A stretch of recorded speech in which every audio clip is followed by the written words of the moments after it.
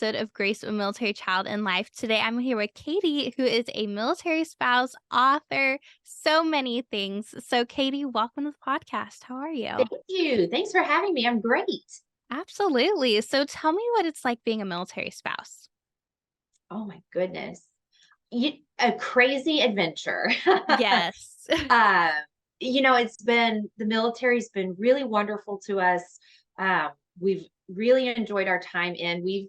My husband and I have been married for 15 years and we've been military that entire time. Uh, but it's also you're just constantly changing, constantly adapting. Um, so it's an adventure. Yeah, absolutely. And, it never ends.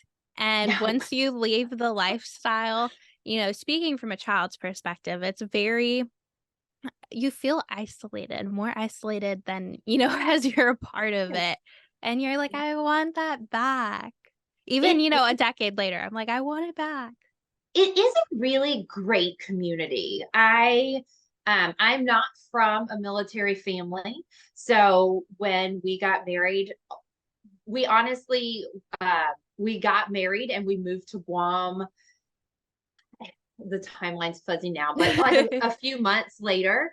And then, so that was our first place to be together was Guam. And a huge And shock, I'm sure. it was, I had to look on a map to figure out exactly where Guam was when we got those orders. Um, and then my husband was deployed. Again, the timeline's fuzzy, but it was just like a few weeks before after we arrived there, because I think our household goods arrived and then he left within a few days. So it was Oh, just wow. the fastest introduction to military life.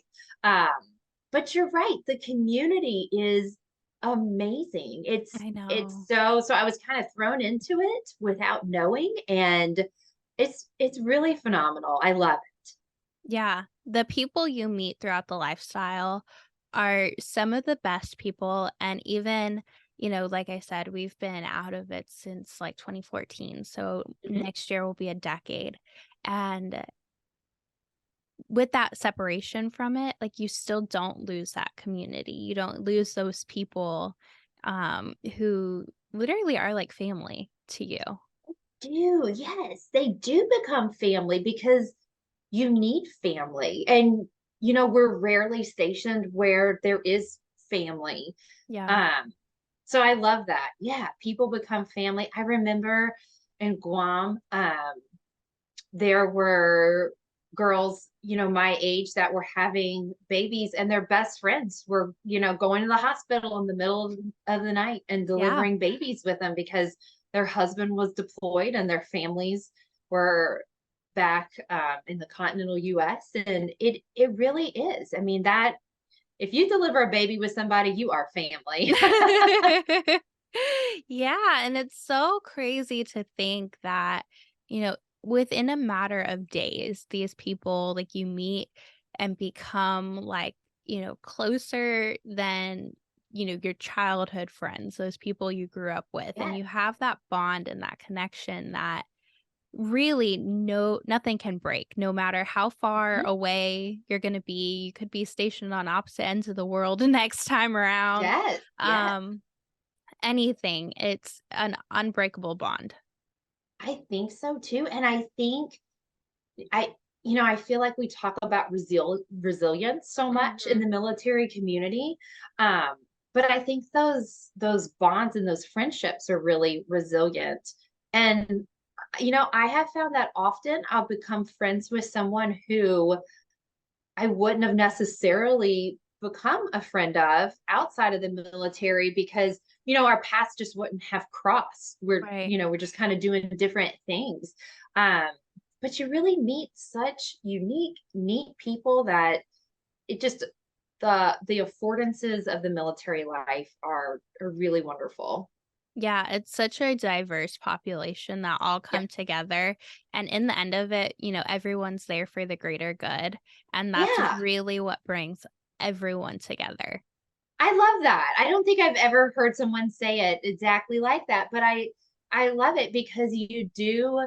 um like the military is a service, Yeah. and I think that does bond us because we're not, you don't do it for yourself because it's not always easy.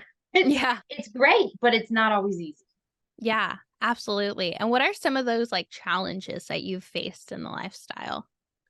I mean, moving away from family, being dropped in the Guam, as your That first was an destination. adventure. But yeah.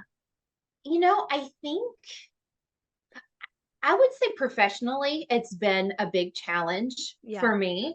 I think I'm so fortunate because my career has been able to just kind of morph into something that, again, I might not have gotten that opportunity. Um, but moving, every 2 or 3 years, you're starting your career kind of over again, in a sense.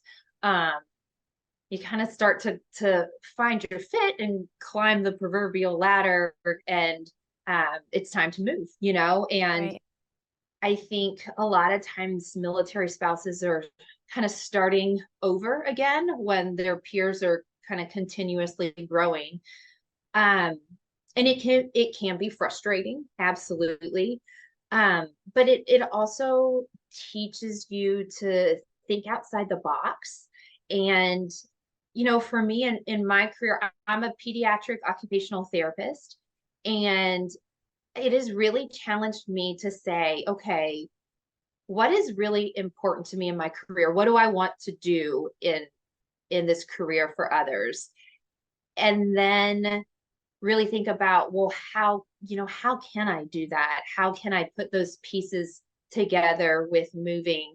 Um, and I think sometimes as a military spouse with a lot of different areas, we're kind of challenged to think bigger.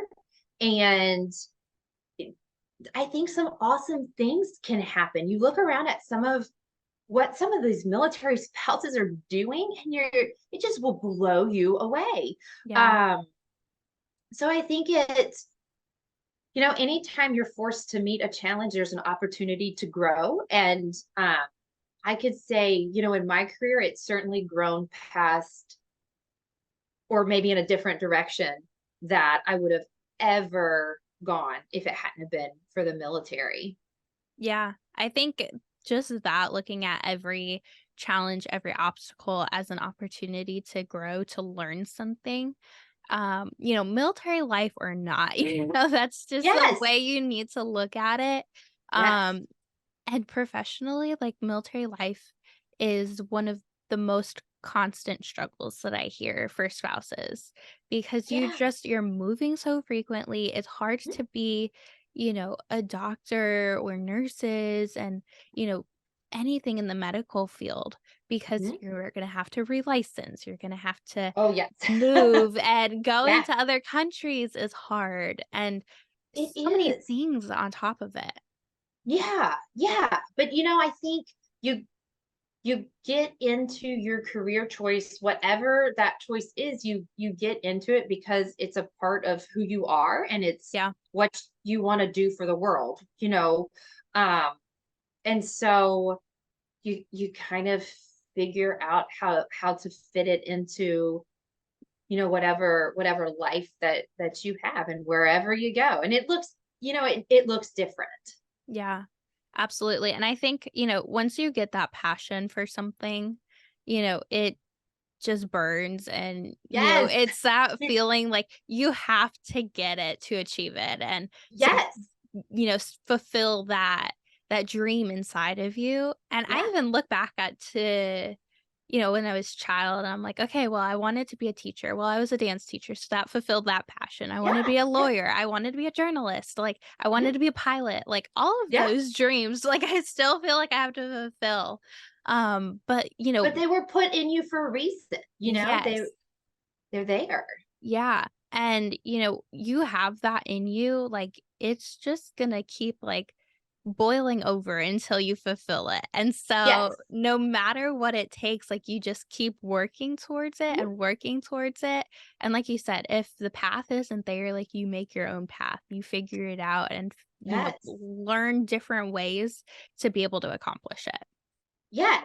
And, I think technology, I will be honest, technology will drive me crazy. Sometimes I hate how connected, there's just no peace, I feel like Yeah. sometimes. But on the other hand, technology affords us so many opportunities to learn and grow, and you can just do so much now. And I think that's been something that has really served the the military spouse community well, because it can move with you and grow with you through those moves. uh, so they're just, I think some of those opportunities have been phenomenal. Yeah. And even, from the military child's perspective, like having not had any connection with friends in 8 years and then being on social media, and all you have to do is type in someone's name and you can find them, and Yes. then you pick up again, like, Yeah. 8 years did not go by, and, they're still your best Yes. friend, and it's incredible how so interconnected we are. But I do agree, like, even Yes. as a marketing, as social media, digital media marketing person, like, I still hate technology and it still annoys me, and I wish we didn't have it It's some days, overwhelming. but Some days, yeah. Yeah, but it is. they're great tools, and it They it are. gives you a voice in some areas that you wouldn't have had. So, yeah, I'll be honest, Grace, I'm struggling through all the social medias right now. There's a lot. It's a lot to take Oh my in. goodness, there's so much, I and know. there's always more that you should be doing. Uh, Yes. yes, and there's always alerts. There's so many alerts. I know, I'm like, "Just turn them It's off, good be though. quiet." Yeah. Yeah.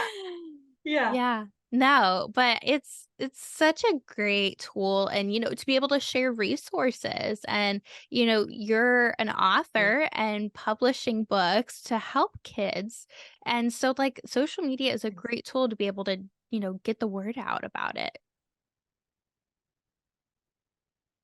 Yes, it's been an adventure, but it really has been so helpful. When I honestly, I published 2 books this year. Um, One was through a traditional publisher, so kind of that traditional path, and then the other I self-published. But it was interesting when I applied, or I'm losing the word, so we'll use applied to write the book through the publisher. Submitted. There you go. Yes. When I submitted the idea, they accepted. They send you back information, and they say, it's really up to you to market this book. Because I think you kind of get this feeling that, like, oh, I got a publisher for this book. Like, there it goes, and it'll sell because people will know. Right. But even at this point, when you go through traditional publishing, they say, it's really up to you to market this book. And so I honestly started showing up on social media to do that, and to share some of the, I not just to market the book, but just to share some of those ideas that I wanted to share. Um, and it's been an adventure, and it's been so amazing. I have to say, I kind of came kicking and screaming, because in my personal life, I'm not I'm not into social media. I had a Facebook account I started in college, which we're not going to say how long ago that was. I didn't have Instagram or TikTok, or like, I had Facebook and I never posted on Yeah, it. And so I've had, I jumped into Instagram just recently. I jumped into TikTok, which is a whole different world. it is. Um, but I was very hesitant. Yes. But I have found the communities even there. Speaking of communities, people have been so supportive and so encouraging. And I've met other people there's an account on Instagram called Char Bear Keeps Dancing, and everybody should go. This mom, I don't know her other than social media, which is crazy. Yeah. Um, but her daughter has a seizure disorder, and so they say that she dances when she has her seizures. And they partnered with doctors and wrote this entire book to help kids understand what it's like to go in and just what a seizure is, and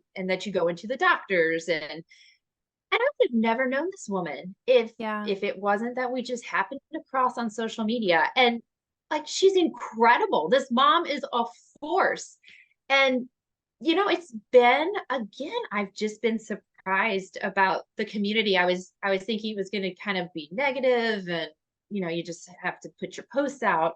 Um, but I've really been surprised at how supportive. And you know, if you write a book or you develop a program, you're obviously so excited about it. Right. Um, but when you see other people get excited about what you're doing and for you, it's really special. It's just a great community. Yeah, I've been so fortunate to find so many communities where, here I am, just, a young military, child, young adult, whatever. I don't even know what to call, this Yeah, age. yeah, But, finding so many people and just being in a community where everyone is so accepting. And you're right, social media tends to get such a bad rap for it, but oh, you yeah, find so many people, and I've found like lifelong friends through it that I haven't even met yet. So like met in person, but yes. Isn't it's that? insane. Yes, it is. And I just think, I think you're right. Social media gets such a bad rap. Technology does. And I understand why.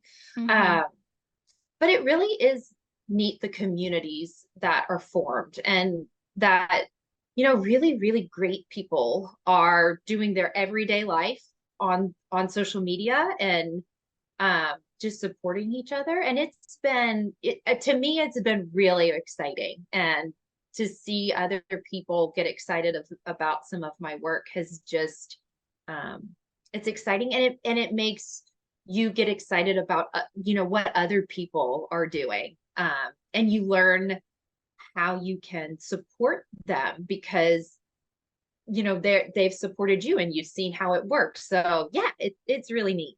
Yeah, absolutely. And tell listeners what your books are about, where to find them, your motivation for writing them, everything. So I've published two books this year, which I don't know. I've lost my mind. No, that's The incredible. It's been, you know what? It's been so much fun. I Yeah. am so excited. The first one that I call them affectionately my big and my little book of 2023. um, so my big book is called How to Be a Brain Executive and Get Sensory Sharp. And I actually have copies of my books, which I Yes. don't always have. This is the first one, and that's the one that I went through a traditional publisher. And as an occupational therapist, we work a lot with sensory processing. Sometimes it's with sensory processing disorder and dysfunction, but then other times it is just as part of everyone's everyday health. We all have sensory systems.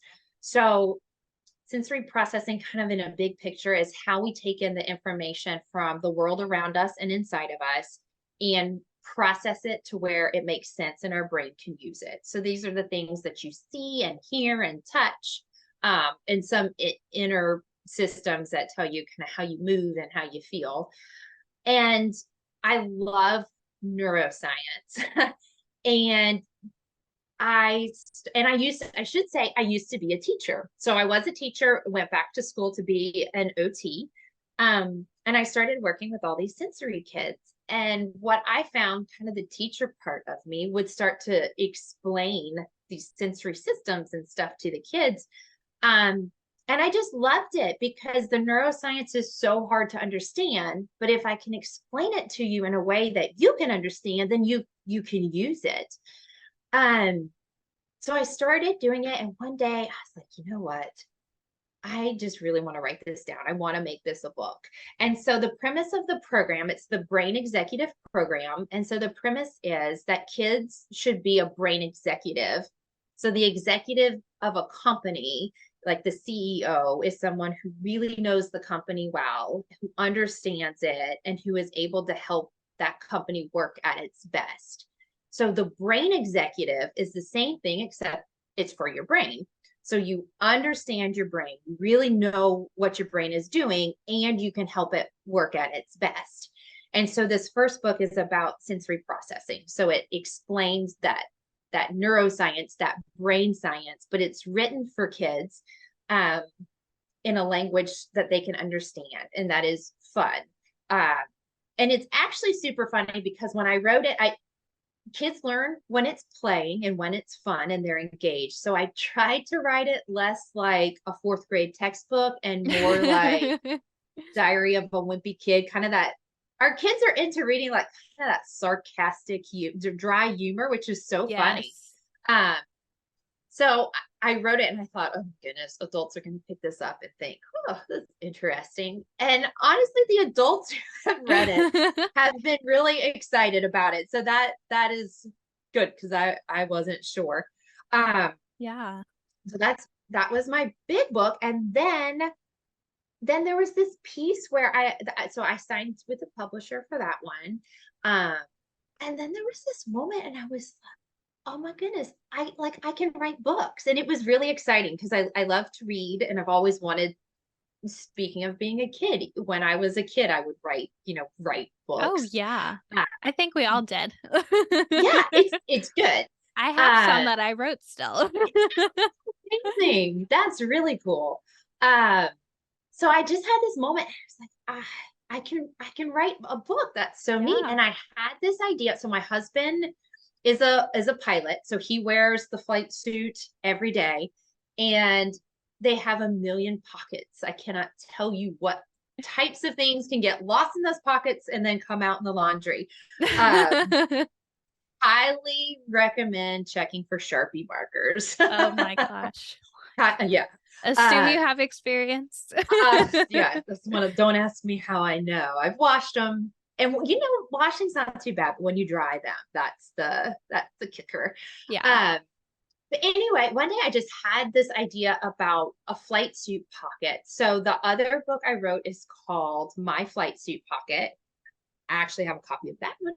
Love I'm it. so excited. So I self-published this one, and it is about a child whose dad is in the military and wears a flight suit. So he's a pilot, an aircraft mechanic. There's so many jobs that would wear a flight suit. And Yeah. it talks about how the dad wears a flight suit and there's so many pockets. But then in the story, the dad gives the pocket that's over his heart to the child. And then that's my flight suit Oh, pocket. I and that's so and so sweet. I loved the concept. I got so excited about it. Um, and so then you can use the book to then the child can give dad or send dad if he's deployed little drawings or notes or little things that you find and send to keep in my flight suit pocket because it's the child's. They can put whatever they want, and then it's a way to help foster that connection, whether if the dad is deployed, if he's doing workups, if he just has to travel for a while, or if he's just at home and going to work every day. And I should say the first one is the dad's edition, but I'm working on the mom's edition. I've got about half of the illustrations done, so I'm hoping early 2024 mom's edition should come out too, because I didn't want to leave those families out. So the big book was an incredible amount of work and writing and research. Um, Yeah. and the flight suit book, I just especially love because it was just fun. It was fun to write. I got to do the drawings, and that was so much fun. I got to self-publish, which was just so low stress. And it's just been so much fun to share. This book is just my little joy. I love it. And I love the other one too. It's just, a totally different Yes. feel. Um, so yeah, it's been an adventure. It's been an adventure in publishing. I love that. And where can listeners buy both the books at? So the Flight Suit book is available on Amazon, and you can just type in My Flight Suit Pocket. I also have a website, and you know what? Let me give you the website in a minute so it all comes together. Sorry. So on Amazon, and then also on Spousely. That's a whole nother community that I Yes. didn't know anything about, Grace, and so incredible. I love Spousely. The products are amazing, and the people are amazing, and Yes. just I wasn't sure if I wanted to jump into it or not. And I have to say, I had talked to a few people, and every single person said, like, talk, do Spousely, send them an email. The woman who engineered this whole thing is Monica, and everybody would say, oh my goodness, she's so amazing, she's so responsive, it's such a great program. So, okay, I'll check it out. And then I had a question, and I sent it off, and just got the kindest, most informed, wonderful response. And so it's like, okay, well, this is just a great group of people, so I'm going to Yeah. jump on there. So it's also on Spousely. So the Flight Suit book is on Amazon and Spousely. The Brain Executive book is through the publisher, so you can go to Future Horizons, their website, to buy it, but they've distributed it into kind of every major bookseller. So Amazon has it, Barnes and Nobles has it, all of the main. I think it's even on like Walmart if you have one of the Walmart apps. But then also all of it is on my website, and that is brainexecutiveprogram.com. And I'm an OT, so I'm doing some different things on the website. But if you go to it, there's a book tab. So if you just go to the book tab, you can find the books. And then the Awesome. mom edition of the Flight Suit will be there too under the book tab. So that hopefully kind of streamlines it between all of the other pieces that are on there. Yeah. No, that's incredible. So much going on. Yeah, and you do the marketing and stuff. Oh my Yes. goodness, people who design websites, it is so hard to It fit is. all of that information into something that is truly, user friendly and is not overwhelming. That's been just a whole different adventure. It really is. I could talk for, like, days about it. I bet you need to, please. I know, new podcast adventure marketing. Yes, yes. Yeah, that's just a whole nother talent set. And I think that's another piece. The more that you work, the more that you find that there are such talented people in the world who have skill sets that you could just never dream of. It's, Yeah. how to do